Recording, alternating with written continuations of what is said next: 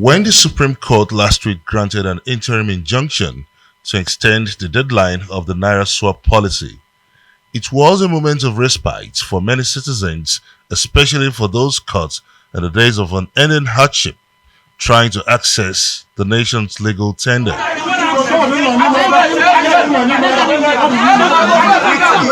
others, the Supreme Court ruling was an opportunity for some politicians to further game the system. Once the ex parte order was granted, the federal government, through the Office of the Attorney General of the Federation, promised to obey the order while making known its intention to file an appeal to set aside the Supreme Court injunction. Relating to the naira redesign policy, the policy stands, but then the council agreed that there is need for aggressive action on the part of the central bank as it relates to as it relates to the implementation of the policy by way of ensuring adequate provision being made with particular regard to the supply of the naira in the system. The Supreme Court order on the naira swap has since caused a lot of confusion among Nigerians on the legal status of the old naira notes, with many businesses and Nigerians rejecting the old notes. The battle line is now drawn between the supporters and contenders of the policy.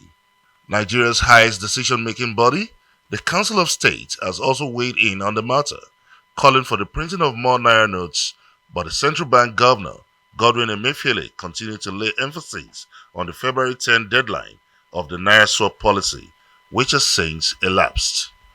The situation is substantially calming down since the commencement of the over-the-counter payment to complement ATM disbursements and the use of super agents. There is therefore no need to consider any shift from the deadline of February 10th. In the days to come, the naira swap remained subject of heated debate as civil society organizations continue to throw their weight behind the CBN policy, describing some governors rejecting it as saboteurs.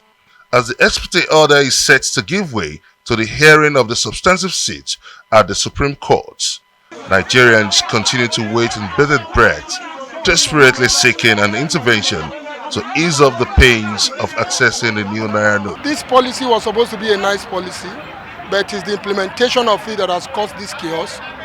We expected the CBN, prior to this time, they should have made availability of the 100 naira note and the 50 naira note in mass, so as to cover up for this. We are begging the federal government to do something. Look at how people don't have access to their money.